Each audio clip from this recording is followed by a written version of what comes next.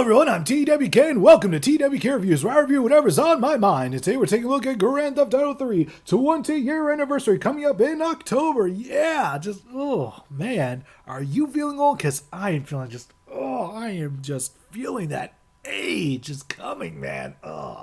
This is over the fact that I'll be turning 31 in October. That is just... one thing that does make me feel better, though, are all my Plus Ultra patrons over at patreon.com/TWK Reviews. Those being Bobber Castaneda of Bobber Reviews and Ricky Relic. Thank you so much for your support. If you want to join them, once again, head on over to patreon.com/TWK Reviews. Now, enough babbling. Let's get to the babbling.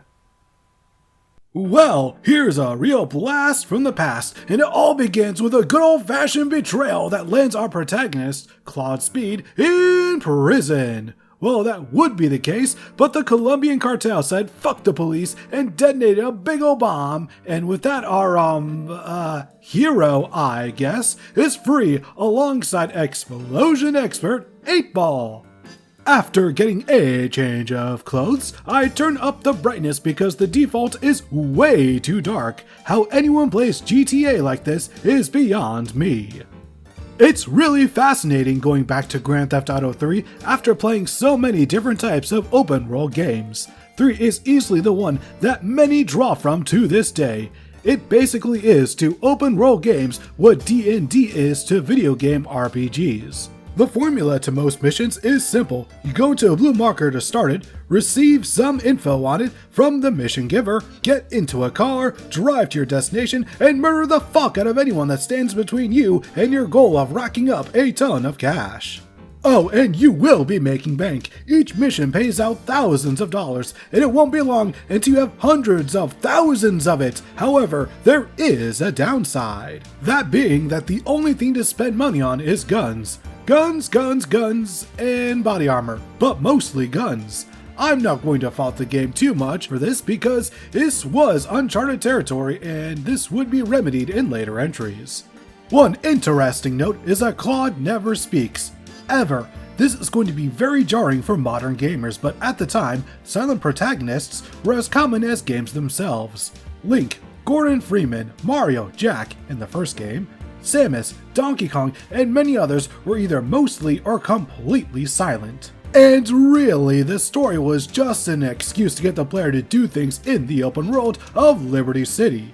Speaking of which, in GTA 3, you start off in Portland, which is a really grimy section with a pretty sizable port and home to the Leone family mafia, whom you steadily work for. That is, until they betray you. Curse your sudden but inevitable betrayal. Don't worry too much about that situation. You get revenge on them not too long after and end up joining a Yakuza, head up by Asuka, or as the game calls her, Asuka. Learn some proper Japanese, you gaijin motherfuckers! At least Claude knows to bow before his superior, but I didn't see that bastard once take off his shoes! On a happier note, there are some side activities to get up to, like being an ambulance driver. All you have to do is deliver injured people to the hospital, which I did rather poorly. Next is taxi driver. Just get people from A to B, and I highly recommend doing this for new players as it will help you get a pretty good bearing on Liberty City's various landmarks.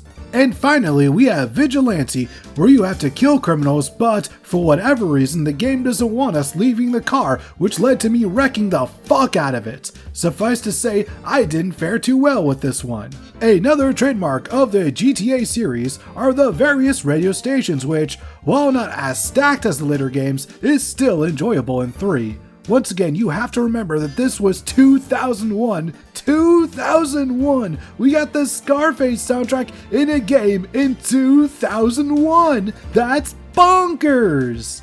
The hip-hop station Game FM is also a favorite of mine. Just pure late 90s / early 2000s rap, and it is bliss. No, I gotta do this. And we go give this all that we got, and we go make it to the top. Yeah, you know that one. Come on, you all know you sing along with that every time you play the game. However, my favorite radio station in this game is Chatterbox FM, hosted by Laszlo Jones. Real name, by the way.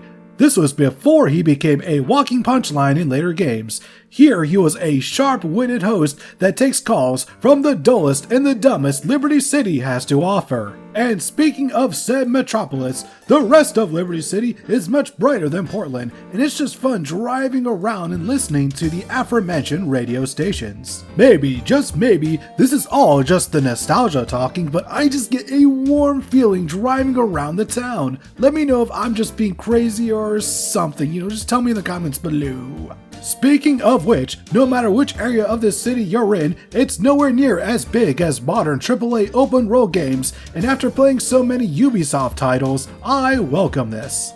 Liberty City is just big enough to have landmarks, but not too much to the point of ever feeling bloated, and I absolutely miss this design philosophy. If there are any devs watching this, please go back to this.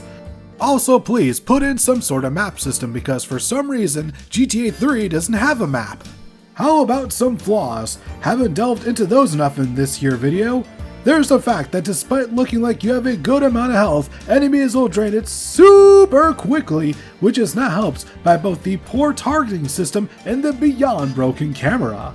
Also, any mission that gives you an arbitrary timer is 100% bullshit, straight up. Very few of the missions feel justified in having them and makes the game feel very much of its time. The driving can also feel super wonky. However, it's not as bad as 4 somehow, but still, when you go back to this one, just get prepared to be spinning around a lot. If you're looking for character depth, then you won't find it here. DMA design was clearly focused on giving you a sandbox to play in rather than telling any sort of sprawling narrative full of twists and turns. I mean, they technically exist, but how many of you actually finished this game's main campaign? I did once, because that's about how much it's worth at the end of the day. Maybe. And that isn't an insult, that's by design, and the fact that the devs weren't interested in delving into a story of any real depth. That isn't to say you won't find the characters entertaining, but I doubt you'll remember most of them after you're done with the game. So with all of that being said, Grand Theft Auto 3 was still a fun game to go back to, and I can almost recommend picking it up. I'd love to see it on PS Now, but at least it is purchasable on the PSN store last time I checked. Just remember to curb your expectations when going in because this is far from even Vice City or San Andreas. And that was my review of Grand Theft Auto 3, celebrating 20 years of absolute mayhem. Hopefully Grand Theft Auto 6 will be just as crazy, if not crazier. But you know what's not crazy? My Class 1B patron, Casey Nicholas Moore, aka the Evil Reverend. Thank you so much for your support. Once again, if you want to join any of the people I've named, head on over to patreon.com/TWK Reviews. Also, a shout out to my buddy, Greg Haynes, aka Shintire Curl, and his book, New World, available on Amazon.com in both physical and digital formats. Once again, that's Amazon.com, and you can find his book, New World, Greg Haynes. Go and check it out if you enjoy this sort of modern fantasy type of gimmick. Now, next time, we're going to be doing things a little bit different. How different? Well, you're just going to have to tune in to find out, aren't you? But I will tell you this, it will be very, very Nintendo-centric.